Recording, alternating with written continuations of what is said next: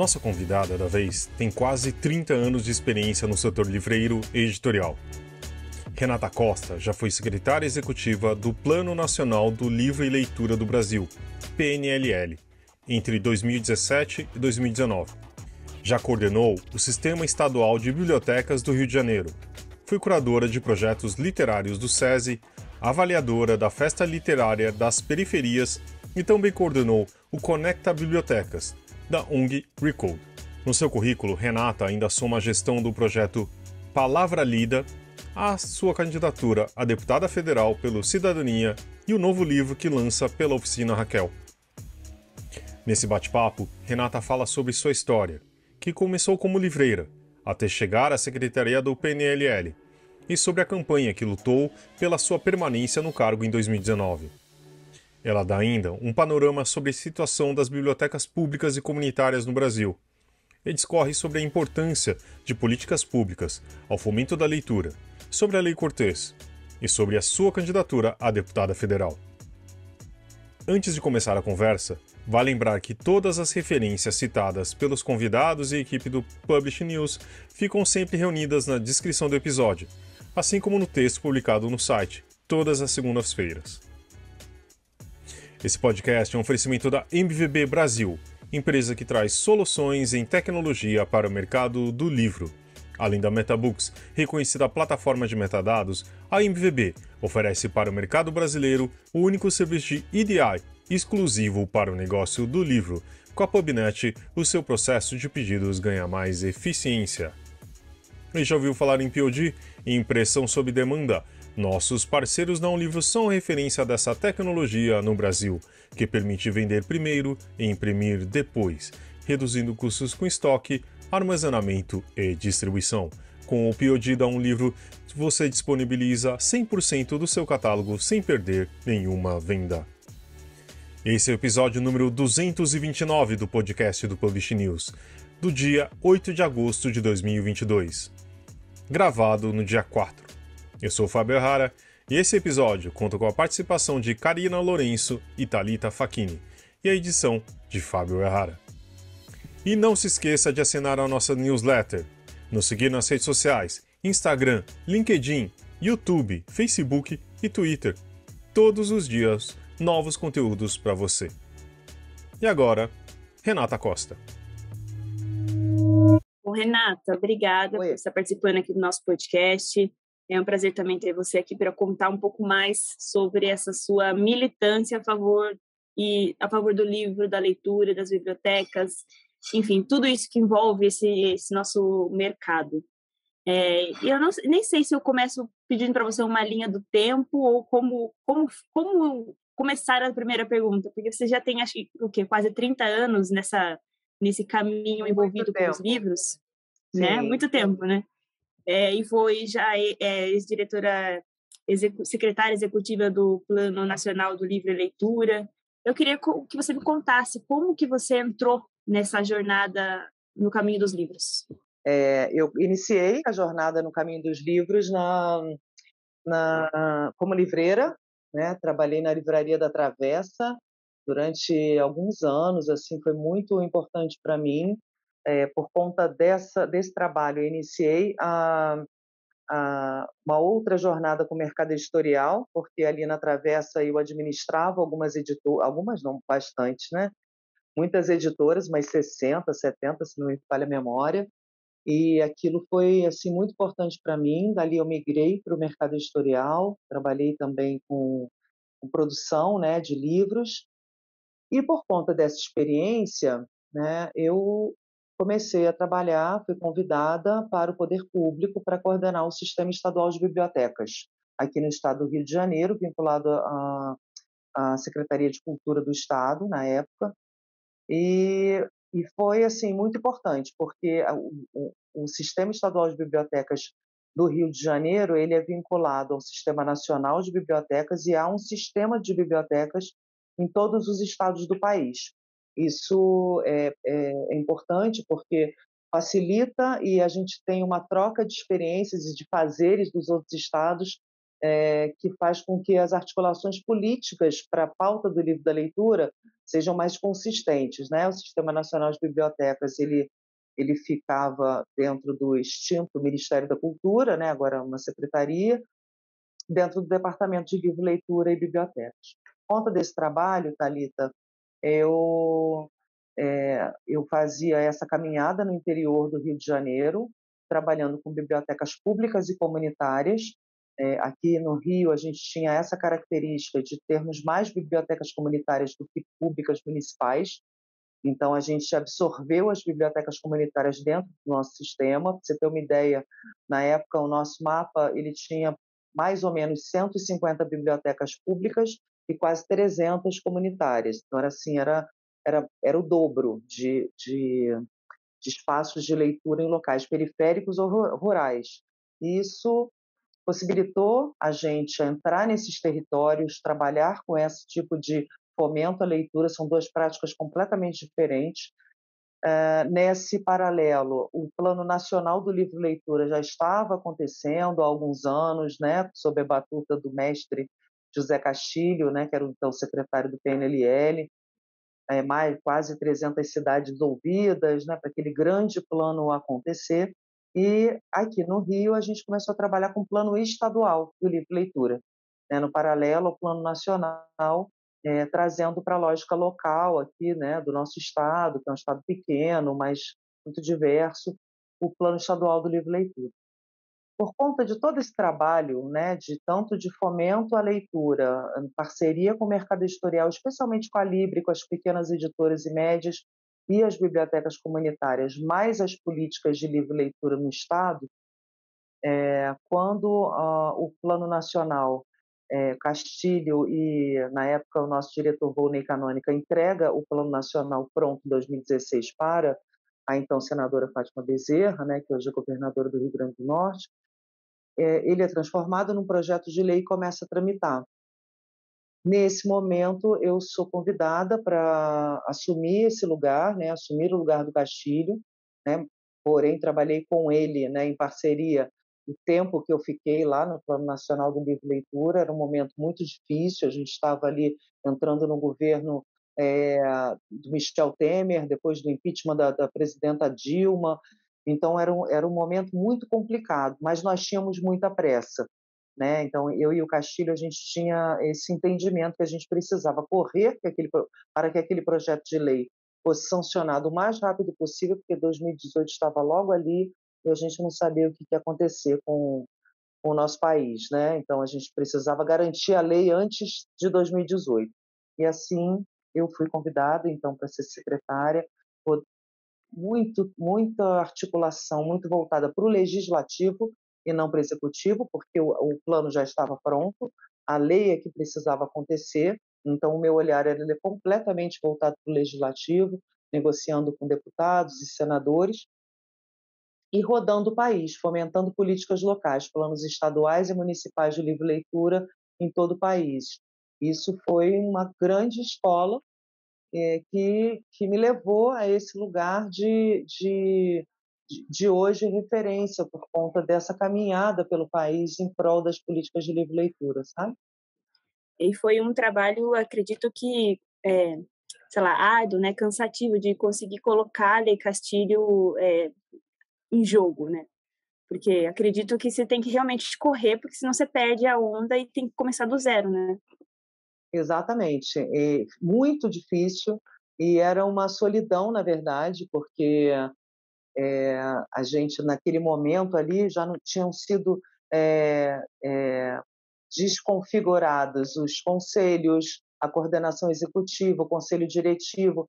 Eu não tinha pares ali, então, assim, os meus pares, eles estavam do lado de fora, e a eles eu agradeço muito, especialmente, né, as entidades do livro, né, o próprio Castilho, mais a Rede Nacional de Bibliotecas Comunitárias, assim, que eles não me deixaram sozinho hora nenhuma, em todas as votações, em todas as negociações, a gente estava juntos, trabalhando para que a política passasse de,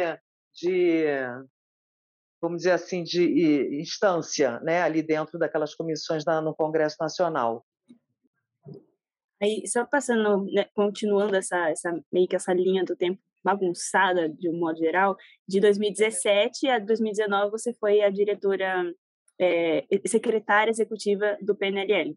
E quando estava no final do seu mandato, teve até um abaixo-assinado, né? Várias entidades que se uniram pedindo a sua permanência. Como é que foi isso? Você vê que, Foi. sei lá, no final das contas, é meio que você vê que o seu trabalho deu certo e que as pessoas estão querendo que você continue fazendo isso, né? Exatamente. Nossa, aquilo foi uma surpresa. Teve um abaixo-assinado com uma quantidade grande de senadores, inclusive. Aquilo, né, me trouxe muita alegria, mas assim, não tinha mesmo condições, né?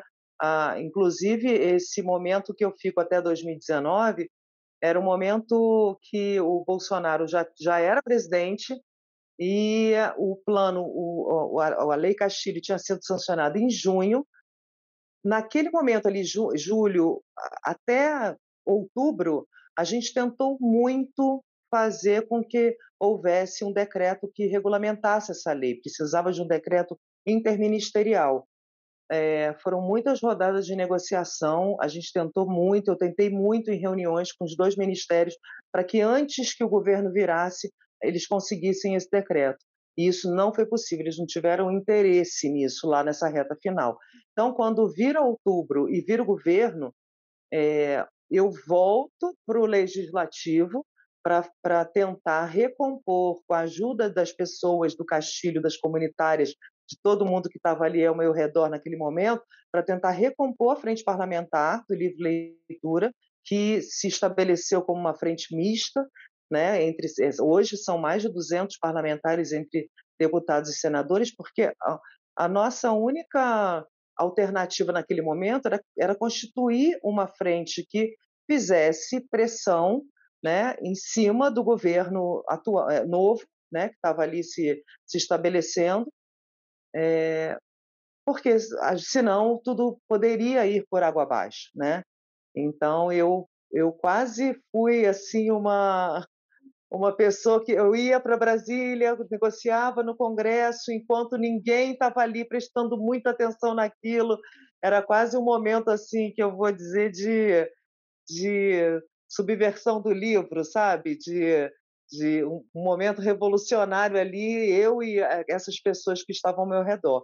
A gente conseguiu fazer com que a frente se estabelecesse e aí, na sequência, eu saio da secretaria do PNLL. Mas na verdade são, acho que 2 cenários, né? Nessa época era meio que a urgência para fazer algo acontecer. Aí agora a gente tem o governo atual e a gente sabe que mesmo que você tenha muita urgência, é muito mais complicado você conseguir passar qualquer coisa que envolva essa parte de políticas envolvidas com o livro. Como é que você analisa agora esse cenário atual? Eu acho que nós vivemos esses últimos anos numa terra arrasada em relação à política nacional de leitura escrita. Já vamos aí para findando aí esses 4 anos e não houve decreto de regulamentação da lei, ou seja, existe uma lei que não está regulamentada, e tem uma outra missão que é de construção de um novo plano nacional, porque ele é decenal, e o que nós fizemos nesses últimos 4 anos, de novo, assim, né, quando eu digo nós, é porque é muita gente, né, a gente que é o povo do livro, a gente anda em bandos e a gente é barulhento, né, foi uma continuidade para que políticas locais acontecessem. A nossa ideia era que, se conseguirmos construir planos municipais de livre-leitura e planos estaduais de livre-leitura no país, eles vão dar sustentação para que o plano nacional não morra até que o governo vire, sabe? Então, foi esse o trabalho que a gente fez de 2019 para cá, fomentando esses planos. Tanto é que, em 2020, eu faço uma pesquisa no país e rodando, né, um pouquinho antes dessa rodada no país inteiro que a gente fica dando esse tempo todo e tudo mais, a gente tinha uma quantidade, pessoas, não sei, será? Vamos, não, temos interesse. E aquilo ali estava bem incipiente, tinham, sei lá, umas 20, talvez 30 cidades, né, na construção desse plano, dos planos municipais. E agora, em 2021, eu e o Castilho fizemos, em parceria com a LECT, um novo mapeamento, e aí hoje a gente cresce para quase 100 cidades. São 99 cidades na construção do plano, 55 cidades com plano já estabelecido em lei, né? E grande parte deles com essa lei, com dotação orçamentária. É pouco ainda, Thalita? Ainda é. A gente, né, tem um país com 5.570 municípios, mas nós não paramos, né? Obviamente teve uma pandemia no meio do caminho, isso dificultou muito, inclusive o nosso mapeamento, mas a gente seguiu, sabe? A gente continua avançando. Então, acredito que agora, virando o ano, virando novamente o governo, a gente consegue retomar essa grande política e fomentar ainda mais os estados e os municípios. Renata, só para a gente também, agora que a gente contou um pouco dessa sua trajetória, queria entender um pouco mais do básico, tá? Voltar um pouquinho. Qual a importância da política em geral, né? Que eu sei, a política não está em como articulação, criação de leis, lobby e tudo isso para fortalecimento da leitura, do mercado livreiro, do mercado editorial, né?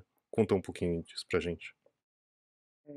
Então, a gente tem um pensamento assim muito muito muito sério, assim, muito firme, de que não é interessante para nenhum poder público, em qualquer instância, que a leitura seja fomentada, né? A gente trabalha com o livro como direito humano. Para a gente, que é do livro da leitura e da política pública, e eu que trabalhei no poder público muitos anos, entendo que esse tipo de política de incentivo à leitura, tanto no âmbito mais pedagógico como no âmbito da cultura, não é de interesse de muitas pessoas do poder público. Então, se a gente não trabalha e luta para que haja políticas municipais e estaduais nas cidades, né, Castilho fala muito isso, é na cidade onde a política acontece, de fato. Se a gente não consegue estabelecer, a gente não tem continuidade de nada, porque os governos eles vivem de descontinuidades. Por isso que uma política é importante numa cidade e num estado, olhando para a causa do livro da leitura. Já dizia o nosso amado Darcy Ribeiro, né, a crise da educação não é uma crise, é um projeto. Isso ele dizia há muitos anos e a gente continua vivendo isso. Então, eu acredito firmemente que a gente só avança com o livro como uma ferramenta de transformação social se houver uma política estabelecida nos lugares. E o que você acha que o básico dessa política tem que se constituir para a gente ter um fomento da leitura em geral? Primeiro, o entendimento da sociedade civil, e é por isso que a gente trabalha muito com as bibliotecas comunitárias, porque elas sabem disso de base, né, do próprio território. A sociedade civil, depois que uma lei é instituída, duas coisas, desculpa. A primeira coisa é que é muito importante que a gente tenha orçamento dentro dessas leis. São pouquíssimos os municípios, o Plano Nacional não tem, e planos estaduais também não têm, e são poucos planos municipais ou políticas municipais de leitura escrita que têm um orçamento que seja mínimo, Fábio, que seja um percentual assim, 2% da cultura, 5% da educação, meio, que seja, mas que estabeleça uma garantia daquilo. Passado isso, a sociedade civil precisa se movimentar. A gente tem Nova Iguaçu, aqui no Rio de Janeiro, que tem uma lei desde 2014, com dotação orçamentária prevista, e apenas em 2022, agora este ano, que o poder público inseriu o que ele já devia ter feito desde 2014, o orçamento para as ações de livre leitura na cidade. Então, por que eles fizeram isso? Porque a sociedade civil não parou de se movimentar. Eles fazem a parada do livro, eles fazem reunião na Câmara dos Vereadores, eles correm atrás dos prefeitos. Se não houvesse esse envolvimento da sociedade civil dentro de um território, a política ela acaba sendo esquecida, assim, sabe, colocada de lado. Renata, você tinha comentado no início da nossa conversa sobre esse panorama das bibliotecas, né? Do número. Eu queria saber, na verdade, esse dado. Você tem aí na sua cabeça certinho o quanto que a gente perdeu ou ganhou de bibliotecas, sei lá, no estado, no Brasil?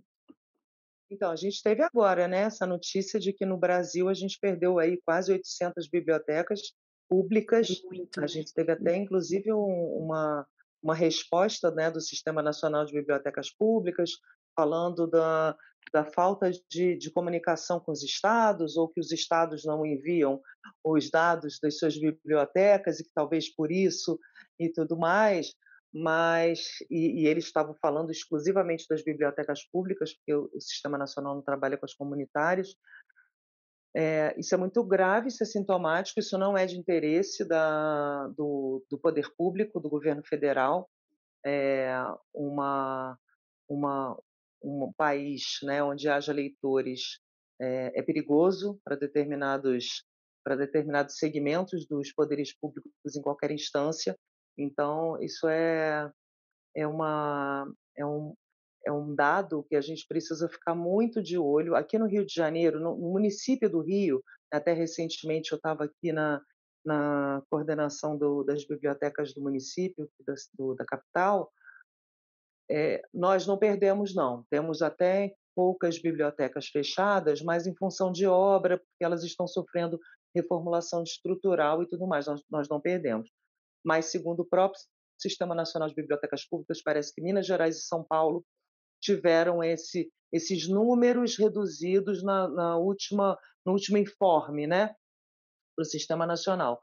Isso é triste, muito triste, porque em algumas cidades, e a gente que roda aí os interiores do Brasil, a biblioteca é o único equipamento público, às vezes, que aquela cidade tem. Às vezes não tem um cinema, um teatro, nada. Só tem a biblioteca. E em qualquer crise de qualquer governo, e isso é outra coisa também que pode até responder a última pergunta do Fábio, é a biblioteca que fecha. Então, a gente que trabalha em prol disso, né, do direito à leitura, a gente vive numa luta para que as bibliotecas não fechem, né? Então, assim, parece que são 10 passos para trás daquilo que a gente deveria já estar lutando, sabe, Thalita? Você falou das bibliotecas comunitárias e me bateu uma curiosidade, na verdade, né? Porque eu acho que não basta ter somente acesso às bibliotecas, acesso à biblioteca gratuitamente, mas as pessoas certas precisam ter acesso, que são as periferias, certo? A periferia tem que chegar. As bibliotecas aqui de São Paulo que eu conheço são a maioria no centro.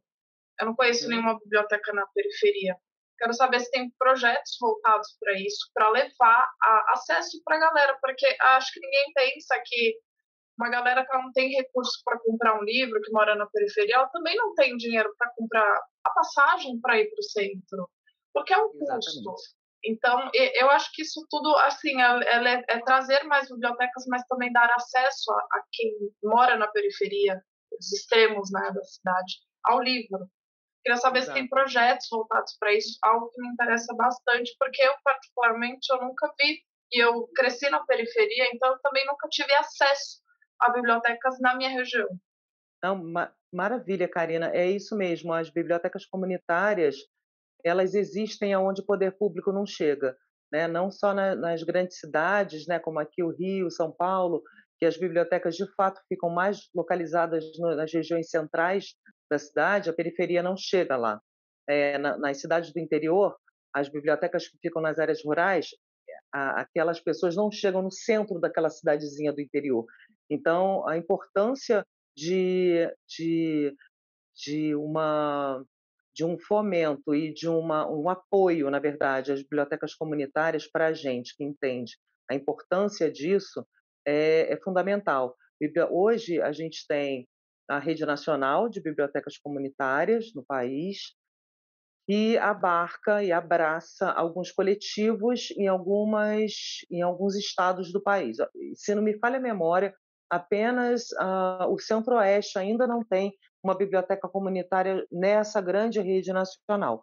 Quem hoje trabalha com essa rede nacional de bibliotecas comunitárias é o Itaú Social. Na sua responsabilidade social, ela trabalha com a RNBC, né, que eles chamam. Inicialmente, lá atrás, era quem tinha esse apoio era o Instituto CIA, pelo programa Prazer em Ler, e depois que eles mudaram para moda, novamente, a sua responsabilidade social, o Itaú Social abarcou e abraçou essa causa. Mas ainda assim, a gente ainda precisa de mais, sabe, Karina? A Rede Nacional de Bibliotecas Comunitárias, se não me engano, chega ali perto das 130 bibliotecas. Aqui no estado do Rio, a gente tem 2 coletivos muito fortes que fazem parte da Rede Nacional, que é o Tecendo uma Rede de Leitura em Duque de Caxias e a Baixada Literária em Nova Iguaçu. Então, são grupos de 27 bibliotecas espalhadas nessas 2 cidades aqui da Baixada Fluminense. E aí a gente está falando de um quantitativo, e aí eu posso dar assim, com mais tranquilidade um dado aqui do estado, por exemplo, que eu dei para vocês antes. Se a Rede Nacional de Bibliotecas Comunitárias ela consegue fomentar, dar subsídio, modernizar, comprar acervo, dar formação para aqueles mediadores de leitura. Eles chegam ali a 130, se não me falha, se eu não estou enganada, e eu estou falando que lá atrás, sei lá, 2012, 14, a gente mapeou no estado do Rio de Janeiro quase 300, 260 e tantas bibliotecas comunitárias. Imagina a quantidade de bibliotecas comunitárias que não há no resto do país, né? Era uma quantidade muito maior do que hoje tem a rede nacional. Então, quanto mais políticas que abracem essa causa, mais bibliotecas comunitárias vão se sustentar. Em São Paulo tem algumas maravilhosas, né? Tem a Biblioteca da Bel Santos, que faz maior sucesso com a Rede Nacional de Bibliotecas Comunitárias. Essas bibliotecas precisam existir, é fundamental que a gente fomente isso. Isso também é importante ter numa política de uma cidade ou de um estado. Renata, só entrando um pouco mais também em algumas leis, a gente tem a lei José Xavier Cortés, né, que era conhecida antes da lei do preço fixo, né? Queria saber um pouco mais da sua opinião a respeito dela e o que ela pode gerar. Então, a Lei Cortês, Fábio, a gente só consegue pensar nela pensando na bibliodiversidade, né? E a outra coisa importante que não basta ter um espaço de leitura ou uma livraria, enfim, que não trabalhe com a bibliodiversidade. A gente fala de democratização do acesso à leitura, a gente está falando de todo tipo de livro para todas as pessoas. E a Lei Cortês, que também foi de autoria da nossa então senadora Fátima Bezerra, né, assim como o Plano Nacional do Livre Leitura, ela vem numa lógica de diminuir uma grande massacre das grandes redes, né, virtuais de vendas de livro que acabam trazendo descontos absurdos, imensos, né, que as pessoas compram, óbvio, porque os descontos são enormes, e pequenas editoras fecham e pequenas livrarias fecham porque não suportam, né? Aqui nas lógicas, por exemplo, só para eu acho que a lei Cortês abarca isso também, na lógica dos estados na compra de acervo de livros, seja para cultura ou para educação, eles trabalham, por exemplo, com a lei 8666, que é a lei do menor preço, que todo o poder público precisa trabalhar e é obrigado a trabalhar com ela, só que nós estamos falando de livros. Então, quando um projeto, uma distribuidora ganha um edital pela Lei 8666, ela precisa dar um desconto gigante para que aquele governo compre dela, né, eleja aquela distribuidora para vender o livro para o poder público, e ele tem que triplicar o desconto que ele geralmente pede para a editora. A grande editora às vezes não compra, a pequena editora quebra, então não consegue também, e a bibliodiversidade não circula. Então acredito que eu não sei a fundo em relação a esses outros países, né, como a França, e se não me falha a memória, a Dinamarca também, que tem a lei do preço fixo atuante. Ali eles dizem em pesquisas que o preço do livro, ele inclusive diminui, né. Então, eu vejo que tem muita gente com muito medo, né, no Brasil, de que essa lei passe, com medo de que o livro fique caro sempre, eles não consigam, né, os descontos, e para as grandes empresas também isso não é interessante. Mas a gente precisa dar muita informação o tempo inteiro para as pessoas, para que a gente consiga trabalhar a Lei Cortês pensando na bibliodiversidade e pensando na manutenção de livrarias e de editoras, especialmente as de pequeno e médio porte. Renata, você agora também pré-candidata a deputada federal, certo? Pela Cidadania. Quem está vendo a gente pelo vídeo já pode ter a sua expressão facial aqui. Como é que está sendo esse novo projeto maior ainda, né? Então, esse é um projeto, eu estou enxergando ele, Thalita, como uma continuidade, tá? De um trabalho de muito tempo. Eh, Na verdade, essa candidatura ela inicia, né, pela bancada do livro. A bancada do livro foi um coletivo de pessoas que amam o livro e pessoas de vários segmentos do livro, professores de bibliotecas comunitárias, apoeme-se e tudo mais, que tentaram uma candidatura coletiva para vereadores aqui no Rio em 2020.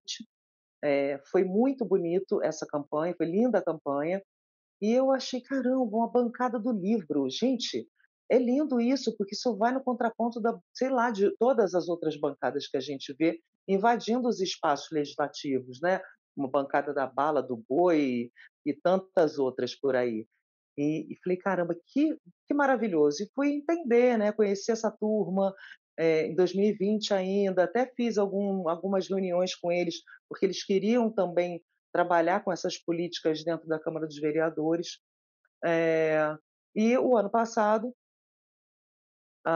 aqui o Rio, né, está vivendo acho que o Brasil inteiro, né, mas eu acho que o Rio ele é um berço de várias coisas assim em relação à política, né, para o bem e para o mal. E a gente começa a olhar. Eu estava no poder público, olhando a política, entendendo como é que as coisas estavam se movimentando, sempre olhando, claro, para a pauta do livro da leitura, e tive esse convite. Você quer entrar para a bancada do livro? Eu falei, caramba. Inicialmente achei uma coisa nova, depois eu entendi que não, sabe, que era uma continuidade desse meu trabalho de muito tempo. E lá, no Plano Nacional do Livro e Leitura, como eu falei para vocês, eu estava muito mais voltada para o legislativo, para o Congresso, né, o plano já estava pronto, estava voltada para os deputados, senadores. Entendi muito ali dentro, na prática, que esse lugar também é um lugar de pressão no poder executivo, independente da instância dele. E esse lugar é um lugar onde a gente precisa também ocupar esses espaços, né? Então, eu fui convidada, a bancada do livro entendeu que, por conta da minha trajetória e tudo mais, a gente esse ano não viria como uma candidatura coletiva, mas não deixa de ser uma candidatura coletiva, porque tem muita gente aqui abraçando essa pauta. Não sei, isso é muito novo para mim ainda, é a primeira vez que eu tô fazendo uma disputa dessa eletiva, né, para um cargo eletivo, mas estou muito feliz ao mesmo tempo, porque de uma maneira ou de outra, independente do que aconteça, a gente está chacoalhando a pauta aqui. A gente diz assim, e esse projeto ele não se encerra em 2 de outubro, ele segue adiante, que tenham bancadas do livro aí pelo país daqui para frente. E além disso, além de todas essas Renatas que a gente viu que luta pelo livro, tem a Renata escritora, né? Você tem o seu próprio livro também, né? Conta mais sobre o lançamento, sobre o título, história. Então, está saindo do forno, o livro, ele se chama Leitura Cria Mundos, né, um projeto sobre A oficina, né? democratização do acesso, a Oficina Raquel. Foi um trabalho maravilhoso nos últimos tempos, assim, nos últimos meses, a gente mergulhou de cabeça nesse livro. É um livro sobre incentivo à leitura, é um livro sobre trajetória de vida e muitas histórias contadas aí por conta dessa caminhada pelo país. Eu estou muito feliz, né? Outro dia, uma querida amiga, Mônica Verdão, da Baixada Literária, disse para mim: você saiu da cadeia produtiva do livro, foi para a cadeia mediadora e agora você fechou o ciclo na cadeia criativa. Esse livro ele vem para que a gente não esqueça que isso é hoje a coisa mais importante que a nossa sociedade precisa, de fato, né, que é o poder da leitura como ferramenta de transformação social. Vai ter um lançamento agora. Raquel me disse que dia 29, agora de agosto, a gente vai lançar o livro lá na Livraria da Travessa, em Botafogo. Muito feliz por isso também, que foi onde eu comecei, né, como livreira nessa livraria. Então, agora é colocar e esse título, né, Leitura Cria Mundos, era um nome, uma expressão que eu usava muito, porque eu tenho um projeto chamado Palavra Lida, eu trabalho com assessoria e consultoria na área do livro da leitura, na parte de inovação em escolas, empresas, enfim, ONGs, e a gente sempre dizia isso, né? Ler cria mundos, e então a Raquel foi muito sensível ao lembrar disso e trazer esse título do livro, Leitura Cria Mundos. Agora que a gente mudando um pouquinho o foco, Renata, como que você acha que uma pessoa comum, como um cidadão, pode ajudar isso, né? Tipo, de levar as pessoas para o caminho da leitura, sabe? Apesar de eu parecer falando, agora eu soei como uma pessoa religiosa, né? Mas eu queria saber o que você acha, que a gente pode fazer para ajudar, né? Olha, Fábio, pelo que eu vivenciei, assim, que pelo que eu vivencio nessa luta, eu acho que o que cada pessoa pode fazer é olhar para o seu entorno, assim, para o seu entorno bem pertinho. Tem uma iniciativa de leitura próxima de você? Tem uma biblioteca comunitária perto de você? Existe? Não existe? Como é que a gente fomenta isso? Como é que a gente colabora, né, inicialmente doando livros, depois pensando em ações para que aquilo aconteça? Eu acho que a lógica da biblioteca comunitária, ela precisa estar dentro de cada um de nós, assim, basta olhar para o entorno, sabe? Hoje a biblioteca comunitária, ela está em lugares de alta violência, por exemplo, né? A lógica dessas gestoras, que na maioria são mulheres, elas só querem tirar a arma da mão do menino e dar o livro, sabe? É só isso que elas querem. E eu acho que é esse sentimento que a gente precisa ter como cidadão, como cidadã, é só olhar para o entorno, assim. Se a gente começar a olhar para o nosso entorno, a gente vai encontrar alguém que queira ou que já esteja fazendo ou que deseje fazer, e a gente tem condição de colaborar com isso, com essa pauta, com essa causa. Acho que é um bom jeito de terminar a nossa conversa, você não acha, Renata? Nossa, Achei. maravilhoso. Olha, queria agradecer primeiro. A gente já vai para nossas indicações, mas foi uma ótima conversa. Agora, deixa eu passar para um momento MVB aqui e voltamos com as nossas indicações. E aqui no nosso momento MVB Brasil com o Ricardo Costa. Como vai, Ricardo? Tudo bom? Oi, Fábio, tudo bem? Tudo bem aí, pessoal? Tá aqui tudo certo. O que temos para falar hoje? Temos um público especial aí para falar, né? Hoje eu quero falar de um público bem específico, que a gente tem uma atenção especial aqui na MetaBooks, mas que a gente fala pouco dele e que às vezes passa batido. Nessa questão de metadados, de acesso das livrarias, que são os autores independentes. Uhum. Primeiro, para nós aqui na MetaBooks, autores independentes são tão importantes quanto qualquer das editoras, né? E eles são muito importantes também para os leitores e para o mercado. Eu acho que eles cada dia são mais fortes e mais relevantes.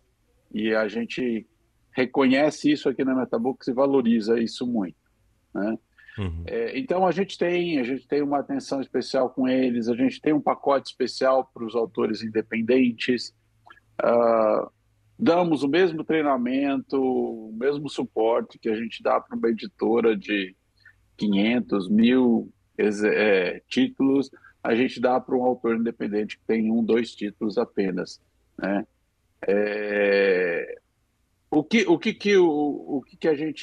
Qual é a vantagem do autor independente estar na MetaBooks? Basicamente 3 delas, que são melhoria da indexação dos seus títulos no mundo da internet, vamos falar assim, né? Um aumento na exposição dos seus livros, porque eles começam a chegar de alguma maneira ao conhecimento dos livreiros e impulsiona o próprio trabalho desses autores independentes. O livro começa a aparecer para os livreiros, começa a entrar na livraria, começa a ter mais acesso, inclusive por editores que podem se interessar por esses livros. Às vezes é um passo importante, né? Lá na Bienal, durante o Papo de Mercado MVB, algumas vezes autores levantavam lá e falavam para editores ou até para livreiros. Eu estava assistindo lá uma mesa de livreiros, né? E os autores falando, poxa, é tão difícil a gente conseguir falar com vocês, chegar até vocês, apresentar o livro. A MetaBooks ajuda nisso, é um primeiro passo. Você já começa a fazer parte do banco de dados e esse banco de dados está disponível para todos os livreiros que são nossos clientes, que hoje é um número bastante grande, as principais livrarias, várias livrarias independentes, distribuidores têm acesso ao banco de dados. Lógico que tem um segundo passo, que é acessar, encontrar esse livro, mas está lá à disposição deles, né? E a gente tem um plano especial para o autor independente, que não vai pesar no bolso do autor. O valor é de R$90 por ano. R$90 você paga uma vez só, pelo ano todo, para colocar até 2 ISBNs, para disponibilizar até 2 ISBNs na plataforma, né? Então, tiver interesse, quiser conhecer um pouquinho mais, entre em contato com a gente na nossa página metabooks.com. Vocês têm os acessos, tem como encontrar aqui dentro do próprio Publish News, e a gente está à disposição para atender vocês e ajudar aí para que vocês tenham melhores resultados e os seus livros apareçam mais aí no mercado. Se tornem encontráveis. Eu sei que não existe, encontráveis, né? Exatamente. Adoro essa palavra. Então tá bom. Muito bom, Ricardo. A gente se fala então na outra semana. Obrigado. Valeu, Fábio. Um abraço para você, um abraço para todo mundo que está ouvindo a gente. Quem gostaria de começar com as indicações da semana? Posso começar. Vai lá. Eu quero indicar um filme que eu vi na Apple TV, mas eu acho que está disponível na HBO, que é Casa Gucci. É bem legal. Eu não sabia da história da família e eu fiquei pasma. É muita confusão, assim, diante de uma marca, é muita bagunça. Eu não sabia, para mim foi tudo inédito. Acho que talvez quem viveu na época, viu as notícias nos jornais, foi bastante noticiado, lembre de alguma coisa. Pra mim, assim, foi tudo novidade. Eu acho que o filme ficou bem legal. A Lady Gaga, maravilhosa. Eu fiquei com ódio o tempo todo dela no filme. Eu peguei raiva dela, de verdade. Então eu acho que vale a pena assistir. Muito bom. E você, Renata? O que você tá vendo, lendo de bom pra gente dividir com a gente? Então, eu estou lendo um livro que eu estou adorando, chamado Pachinko. É um livro de literatura coreana, uma história de uma família que trabalha com aqueles não é bingo, são aquelas casas de... É máquina de jogo de azar, né, na verdade. Máquina de jogo de azar, exatamente.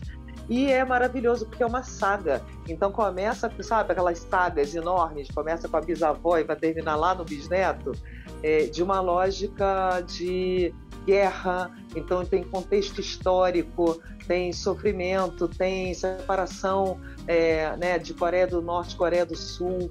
eu tô assim encantada por esse livro. Eu já tô terminando ele e tô assim já ficando triste, porque eu adoro literatura oriental, né? Adoro. E acho que me desloca muito, assim, eu adoro isso. Mas eu tô adorando esse livro, é uma indicação minha. Você sabe que tem uma série na Apple TV, né? Baseada no filme, né? No livro. Não sabia! Mentira, que bom! Aí você já não fica tão órfã, né? Depois você pode ver. Eu vou aproveitar e fazer outra indicação, porque a Rê falou que adora literatura oriental, e eu li um livro coreano, se prepare para chorar, tá? Porque o nome do livro é Por Favor, Cuide da Mamãe. Nossa, ai, caramba! É muito, eu quero. Ai, dá pra ver? Tô que nem aquelas blogueiras, tá? Deu pra ver. Você é muito blogueira.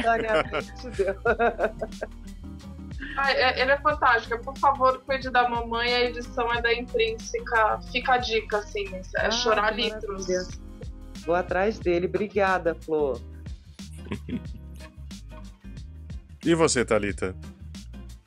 Gente, eu tava aqui na última hora tentando achar o que indicar, tá? Então eu vou indicar algo que eu ainda não li, porque eu tô na semana que eu não estou lendo nenhum livro, me desculpem.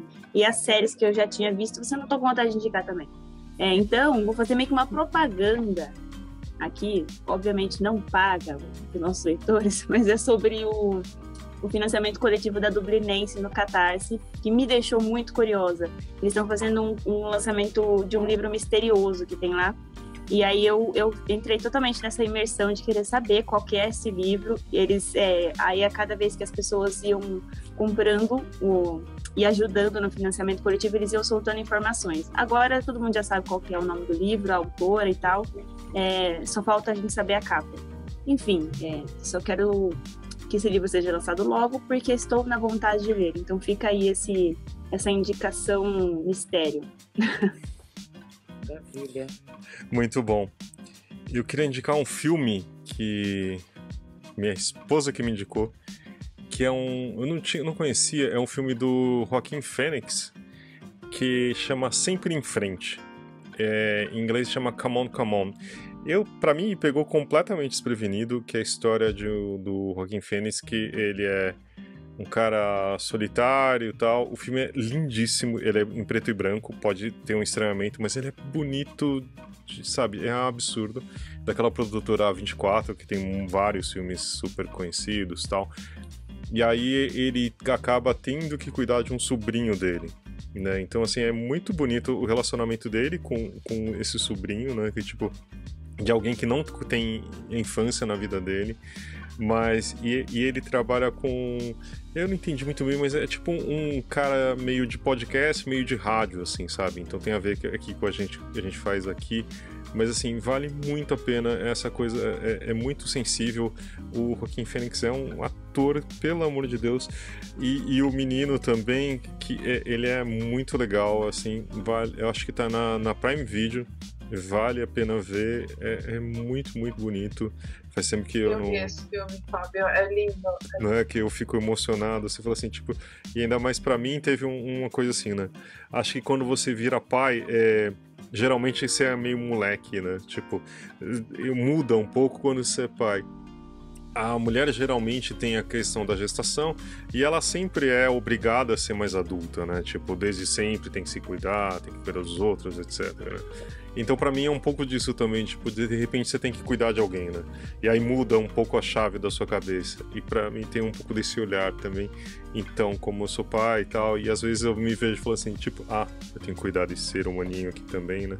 Então, é super bonito. Eu achei só a tradução, não sei por que chama Sempre em Frente, mais ou menos, mas Come On, Come On vale super a pena. Tá aí as nossas indicações. Mas, Renata, muito obrigado por estar aqui com a gente, dividir sua experiência. Gente. Então, foi muito legal.